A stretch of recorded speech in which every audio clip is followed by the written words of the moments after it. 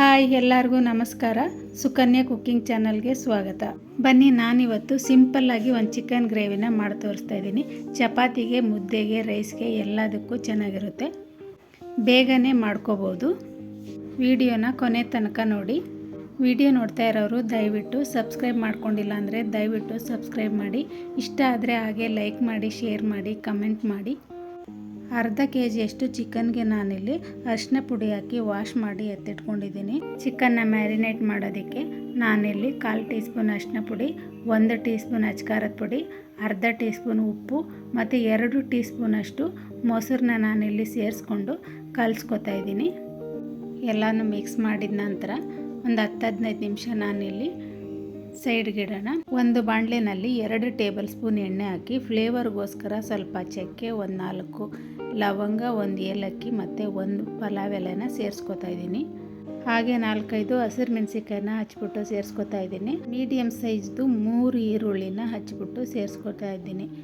ಈರುಳ್ಳಿ ಫ್ರೈ ಆಗಿ brown colour ಬಂದಿದ ನಂತರ ನಾನಿಲ್ಲಿ ಸ್ವಲ್ಪ ಕರಿಬೇವು ಮತ್ತು 1 ಟೀ ಸ್ಪೂನಷ್ಟು ಶುಂಠಿ ಬೆಳ್ಳುಳ್ಳಿ ಪೇಸ್ಟ್ನ ಸೇರಿಸ್ಕೊತಾ ಇದ್ದೀನಿ.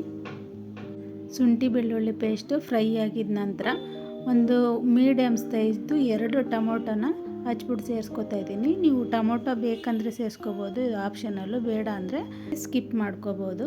ನಂತರ ನಾನಿಲ್ಲಿ 1/4 ಟೀ ಸ್ಪೂನ್ ಅರಿಶಿನ ಸೇರಿಸ್ಕೊಂಡು ಫ್ರೈ ಆಗಿದ ನಂತರ ಕಲಸಿಟ್ಟಿದ್ದಂಥ ಚಿಕನ್ನ ನಾನಿಲ್ಲಿ ಸೇರಿಸ್ಕೊತಾ ಇದ್ದೀನಿ. ಚಿಕನ್ ಎಲ್ಲ ನೀರು ಬಿಟ್ಕೊಂಡು ಫ್ರೈ ಆಗೋವರೆಗೂ ಬೇಯಿಸ್ಕೊಳ್ಬೇಕಾಗುತ್ತೆ.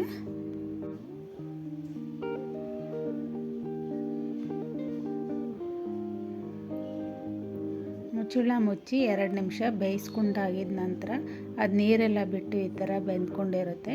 ನಂತರ ಅದಕ್ಕೆ ಅರ್ಧ ಸ್ಪೂನ್ ಗರಂ ಮಸಾಲ, 1 ಸ್ಪೂನ್ ಧನಿಯಾ ಪುಡಿ ಮತ್ತು ಅರ್ಧ ಸ್ಪೂನು ಕಾಳು ಮೆಣಸಿನ ಪೌಡ್ರನ್ನ ನಾನಿಲ್ಲಿ ಸೇರಿಸ್ತಾ ಇದ್ದೀನಿ. ಸೇರಿಸ್ಕೊಂಡು ಮಿಕ್ಸ್ ಮಾಡ್ಕೊಂಡಿದ ನಂತರ 1 ಲೋಟದಷ್ಟು ತೆಂಗಿನಕಾಯಿ ಹಾಲನ್ನ ನಾನಿಲ್ಲಿ ಸೇರಿಸ್ಕೊತಾ ಇದ್ದೀನಿ. ಒಂದು 4 ಟೇಬಲ್ ಸ್ಪೂನಷ್ಟು ತೆಂಗಿನಕಾಯಿನ ತುರಿದು ಹಾಲನ್ನ ತೆಗೆದಿಟ್ಕೊಂಡಿದ್ದೆ, ಅದನ್ನು ನಾನಿಲ್ಲಿ ಸೇರಿಸ್ತಾ ಇದ್ದೀನಿ. ಎಲ್ಲ ಮಿಕ್ಸ್ ಮಾಡಾಗಿದ ನಂತರ ರುಚಿಗೆ ತಕ್ಕಷ್ಟು ಮೊದಲೇ ಉಪ್ಪು ಹಾಕಿರೋದ್ರಿಂದ ರುಚಿ ನೋಡಿಕೊಂಡು ಸ್ವಲ್ಪ ಉಪ್ಪನ್ನು ಸೇರಿಸ್ಕೋಬೇಕಾಗುತ್ತೆ. ಮತ್ತು 1 ಕುದಿ ಬಂದ ನಂತರ ಕೊನೆಯಲ್ಲಿ ಸ್ವಲ್ಪ ಕೊತ್ತಂಬರಿ ಸೊಪ್ಪು, ಸ್ವಲ್ಪ ಪುದೀನ ಸೊಪ್ಪು ಸೇರಿಸಿ, ಹಾಗೆಯೇ ಸ್ವಲ್ಪ ಕಸ್ತೂರಿ ಮೇಥಿನೂ ಸೇರಿಸಿ ಒಂದು 2 ನಿಮಿಷ ಮುಚ್ಚಿಟ್ಟು ಬೇಯಿಸಬೇಕಾಗುತ್ತೆ. ಸೊ ನೋಡಿದ್ರಲ್ಲ, ರುಚಿಯಾದ ಸಿಂಪಲ್ಲಾಗಿ ಚಿಕನ್ ಗ್ರೇವಿಯನ್ನು ಮಾಡೋದು ಹೇಗೆ ಅಂತ. ನೀವು ಒಂದು ಸರಿ ಮಾಡಿ ನೋಡಿ ಹೇಗಿತ್ತು ಅಂತ ಕಮೆಂಟ್ ಮಾಡಿ. ವಿಡಿಯೋ ನೋಡಿದ್ದಕ್ಕಾಗಿ ಧನ್ಯವಾದಗಳು. ಬಾಯ್.